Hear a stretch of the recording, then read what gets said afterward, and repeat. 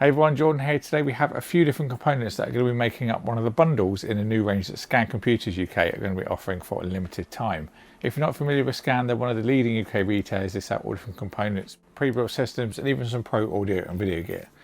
Now they've kindly sent out two bundles for me to cover. These consist of an AMD Ryzen CPU, motherboard and also an AMD Radeon GPU. You also get a real chunk of money off over buying all the parts individually, which is obviously a bonus. Today we're going to be looking at a more budget orientated offering, but we've also got a higher end set which I'll be covering next week if you want to see something a little bit more pokey.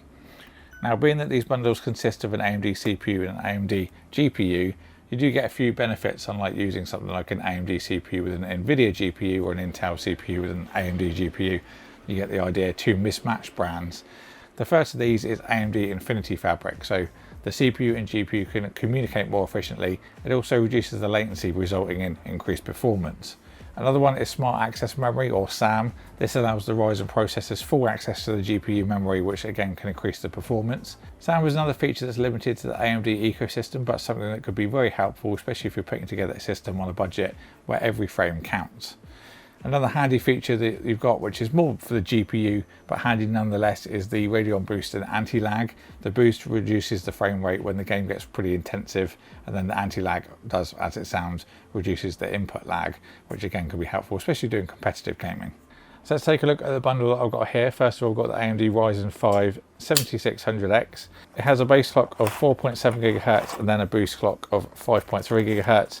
A really good little budget orientated processor, and being that if you're going to use an AM5 platform as well, you've got upgradability for years to come, so you're not going to have to get a whole new motherboard if you want to change the processor down the line. So the motherboard is the ASUS TUF Gaming A620M-Plus. So again, the A620 is a more budget orientated chipset and it does lack overclocking support, but it does mean you do save money.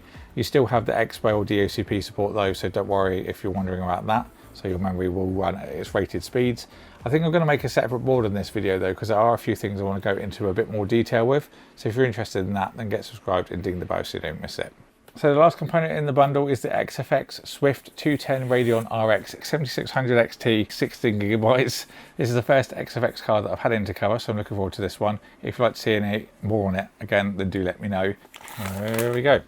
So when I tested the 7600 XT, it was at the Bifrost edition from Acer. I didn't run into any VRAM issues with that, and I had 8GB of memory, but some games do demand more, so it can be a nice thing to have.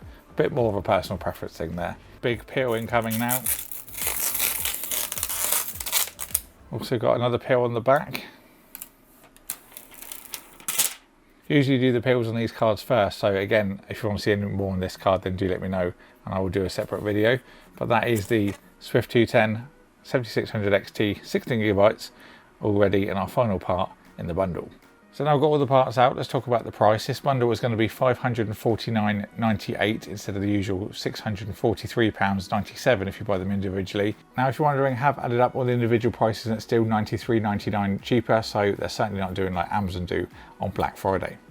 So I'm going to make a little test system for this to see how the bundle performs. I've also got a kit of 5200 mega transfers per second Corsair Vengeance DDR5, a Solidigm P44 Pro 1TB Gen 4 for storage, the Noctua NHU12A for cooling, then we've got an EVGA Platinum 850 watt power supply, all in the Corsair 4000X. So I'm going to get this built and then we can see how it performs. I've assembled the parts into the 4000X. I usually wouldn't use an M80X board in an ATX case as it looks a little bit weird, but I wanted to keep the same setup when I use the next bundle next week, which is an ATX board, so that's why I'm using the same case. Now I have enabled DOCP in the BIOS to get the memory running at its rated speed, so 5200 mega transfers per second. Everything else is at stock. Resizable bar was also set on by default, so we've got Smart Access Memory. So first of all, a few CPU benchmarks. All of these are free to download as well if you want to do some comparisons to the system you're currently using. First, Cinebench, the 7600X gave a score of 14,464, which is 1,000 points over my AM4 Ryzen 7 5800X 3D, which has got 8 cores and 16 threads. So a really nice jump in performance there. I also did the Blender render test, Geekbench 5 and 3D Mark Time Spy. Also the new Steel Nomad, but that's aimed towards high-end systems, so it pretty much crippled this one. The CPU did get on the hotter side as well, reaching an exact 95 degrees. The room was 25 exactly as well. It's the first time it's ever happened in my whole career doing this. And that was obviously a perfect delta of 70 degrees. So all of the fans in this case were set to 1600 RPM as it's my usual cooler test system. If you had them on PWM, I'm sure you get some cooler results because they will certainly ramp a lot higher. So moving on to gaming, I tested a variety of games all at 1440p high, and we'll talk about 1080 in a minute. Some of these games are certainly more intensive than others, but I think we've got some excellent results given that we're cranking the quality and also the resolution. Starfield is one of those tough to run games even many months later after its launch, so I did add FSR, and you can see that's certainly the way to go for that title.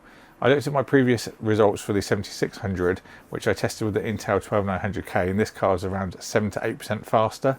And that was the Acer overclocked edition as well, which is clocked pretty close to this one, especially with the boost. So it could be the Infinity Fabric and then the SAM coming into play there. Maybe we could do a one versus the other just to see what the actual raw performance difference is. So all of these games, apart from Starfield, were tested as is, so without any of the software features enabled, but I also tested Cyberpunk a little bit differently to show you some of these features. I first tried high, then I added FSR, then also Radeon Boost, and then the anti-lag. I did all these on the same game, so when I add it to the charts, it's a little bit easier to see some visual representation. As a baseline, Cyberpunk spits out an average of 54 FPS, average at 1440p high. Then adding in the FSR, we get some nice improvements to a level which felt nice and smooth and more playable considering this is an intensive title. I also added the Radeon Boost and anti-lag. These kind of features are quite hard to capture with charts and things like that, but I didn't notice any visual differences doing the benchmark, so I guess if I didn't notice and I was still quite immersed, then that's a good thing. Also, it did give a nice little bump to the maximum frame rates of these games as well, so another little win. Now I chose 1440p for this video because I knew that this card could do it, given that I covered the normal 7600. Now for those of you that are wondering about 1080p, I'm going to do a full dedicated video on this card, especially given that it does high 1440p. I'm sure it's going to manage triple digits on 1080p for the games that I've tested in this video at least anyway. Now for those of you that are wondering, this card reached a maximum hotspot temperature of 89 degrees C. The room again was hot, so 26.4, so we've got a delta of 62.4. The card can get a little bit louder under heavy loads, but it doesn't get to an obnoxious point with the fans, and there's also no coil one that I've noticed here, that was obviously good. The combo overall though, I think for £100 less than it usually sells for, is really good value. The 7600X is a budget beast, and I'd highly recommend it to anyone that's looking for to make a build that's a bit more budget conscious. And the 7600 XT, really nice to have that 16GB of VRAM. The A620 board was something I was a little bit skeptical of, to be perfectly honest. I've not used one of those before. It did seem a little bit cheap, but it's been solid for testing, so there's obviously a bonus there too. I'm going to leave this video a little bit open-ended because I think we could do some more stuff with this. Let me know what you'd like to see. If we were to change a few parts of this, we could certainly get this down to $1,000 or pounds. So maybe we could do a themed price or fixed price budget kind of build. So let me know what you'd like to see. Put it in the comments box, any questions or comments you have as well, and I'll get back to you as soon as I can. Links for this bundle will be in the description if you want to pick any up. Get subscribed and ding the bell so you don't miss the high-end one we're going to do next week. Of course, a big thank you to Scan for sending these out for me to look at. Thank you all for watching, and I'll see you all in the next one.